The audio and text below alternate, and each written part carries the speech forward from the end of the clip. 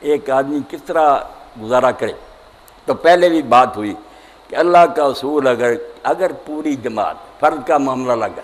ایک آدمی تو تنہا تو رسول اللہ کے زمانے میں بھی تنگ ہو سکتا تھا، مگر اگر پوری جماعت انقلاب لے آئے نا، حکمران نیک ہو جائے، ملک کا دستور قرآن و سنت ہو جائے، امیر لوگ جب سمجھ لے کہ ہمارے مال ہمارے نہیں ہیں، امانت ہے، اور ہمارے بھائی جو تنگ رست ہے ان کا حق ہے، ان تک ہم نے پہنچانا، احسان نہیں، اپنی ضرورت سے جو زائد ہے ان کا ہے، یہ ڈیو ہے ان کا، اگر ہم نے نہ دیا تو جیسے قرضہ دبانے والا مجرم ہے، ہم اس طرح کے مجرم ہوں گے۔ تو وہاں ایسے لوگ پیدا ہو جائیں گے کہ پھر معاشرے میں کوئی شخص نہیں مرے گا۔ کس درینجہ محتاج نے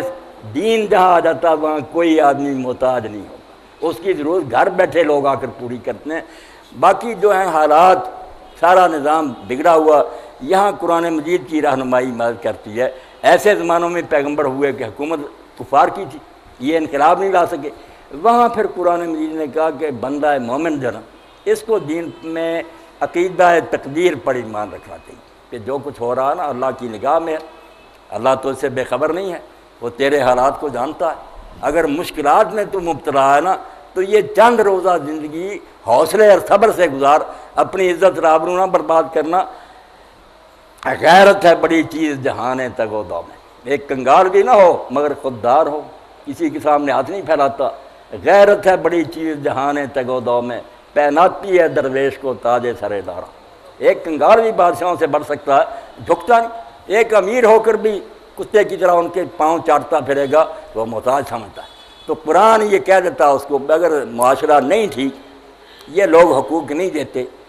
تو اپنی خودی برباد نہیں کرنی، وہ اللہ پر بھروسہ کر، جو رزق مل رہا ہے اس پر قناعت کر۔ اور تنگی بھی ہے تو میں آپ کے سامنے خواجہ نظام الدین اولیاء رحمۃ اللہ علیہ کا حوالہ دوں گا، دہلی میں ان کی بارگاہ محبوب الہی، تو بہت بڑے ولی،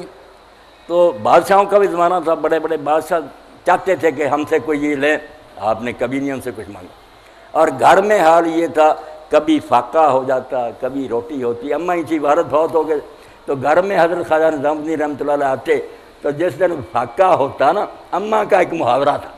اس دن کہہ دیتی نظام الدین امروز مہمان خدا ہستیں، آج ہم خدا کے مہمان ہیں۔ آپ سمجھ جاتے کہ آج کھانے کو کچھ نہیں، اللہ کے مہمان۔ اور حالت یہ تھی کہ کئی دن جب لگاتار ملتا نا، آپ پھر کسی دن کہہ دیتے اماں دعا کرو اللہ کے مہمان بنے۔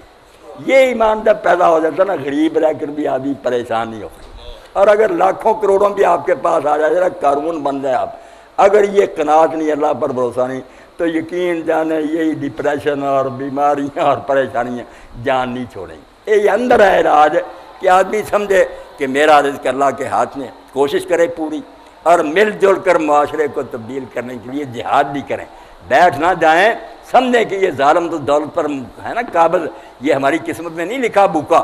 یہ ظالم نہیں صحیح بانٹ رہے، ہمیں چاہیے کہ مل کر ایسی صحیح اسلامی حکومت لائے جو ہمارا حق حضرت صدیق اکبر کی طرح زبردستی ان سے وصول کر ہمیں دے۔ اور ایسا وقت بھی آیا جب حضرت عمر رضی اللہ عنہ کا اگر زکوٰۃ سے مسئلہ حل نہ ہوا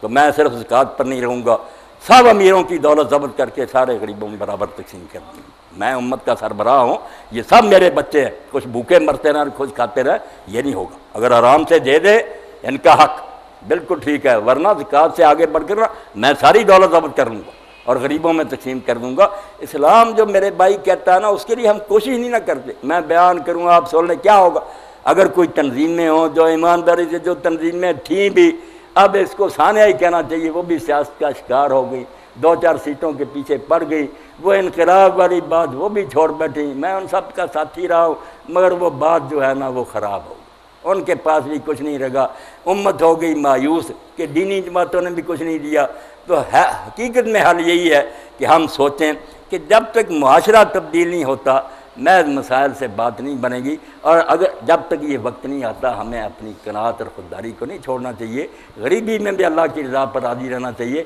انشاءاللہ اس میں سکون نصیب ہوگا۔